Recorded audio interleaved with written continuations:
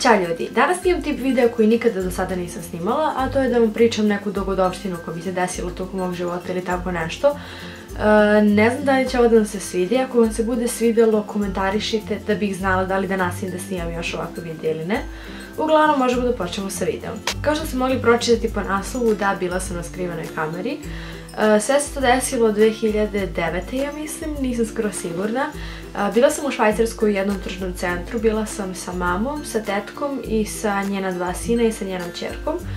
I mi smo po tom shopping centru kupovali, šetali se i tako to. I kada smo prolazili ispred radnje Dizel, jedna žena je izlazila iz radnje i na italijanskom upitala moju tetku da joj skine etiketu.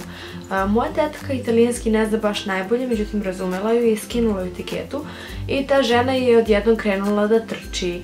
I mi smo tu onda shvatili da je ta žena zapravo ukrala tu majicu i da je ona pobegla, a nama je ostavila etiketu da izgleda kao da smo mi ukrali tu stvar.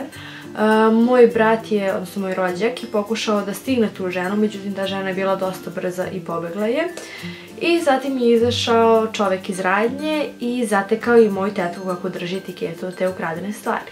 Obezbeđenje iz radnje je bilo ubeđeno da je moja tetka i da smo svi mi ukrali tu stvar iz radnje i da mi treba da odgovaramo za to.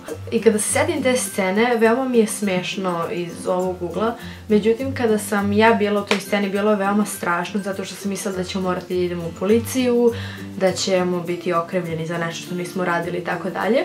Uglavnom, ta scena je bila mnogo smešna s obzirom da moja tetka ne priča dobro italijanski.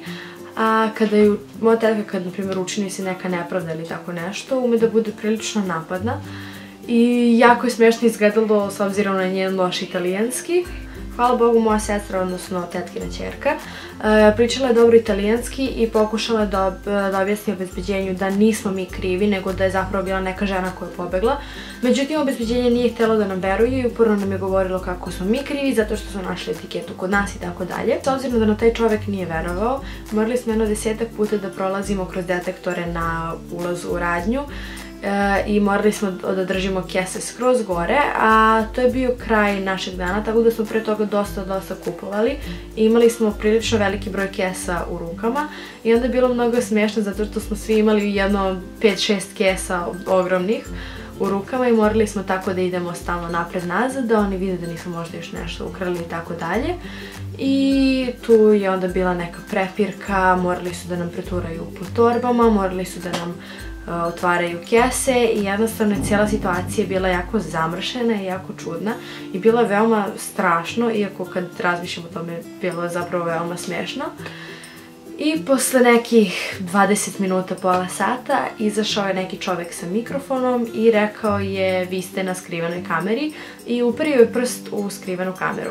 E sad, ja kad god sam gledala skrivenu kameru na TV-u, meni je bilo čudno kako te osobe ne provaljaju da su zapravo snimane i mislila sam kad bi se meni tako nešto desilo da bi jako brzo ukapirala da me neko snima i da sam na skrivenoj kameri. Međutim, to su posebne kamere koje zoomiraju jako puno. Tako da je ta kamera bila skroz na drugom kraju tržnog centra i bukvalno nije bilo šanse da se vidi, niti sam pokušala negde da je nađem, zato što nisam ni očekivala da sam na skrivenoj kameri i čak kad mi je taj čovjek uperio na kameru, nisam mogla da nađem s obzirom da je bilo prilično daleko i prilično je bila neopadljiva.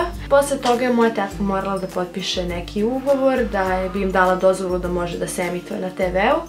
I nažalost, ja ne znam na kojoj TV stanici je to bilo, moja tetka nije zapamtila, niko nije zapamtio. I mnogo bih voljela da imam taj snimak, međutim nemam pojma kako da ga nabavim. Uglavnom, taj dan iako smo mislili da će mnogo dugo da traje, da ćemo morati da idemo u policiju, ne znam nekakve gluposti da radimo, završio se prilično lepo, mnogo smo se smejali posle toga i sve u svemu dan je bio veoma zanimljiv, veoma čudan. Tako da da, to je bilo moje iskustvo sa skrivenom kamerom.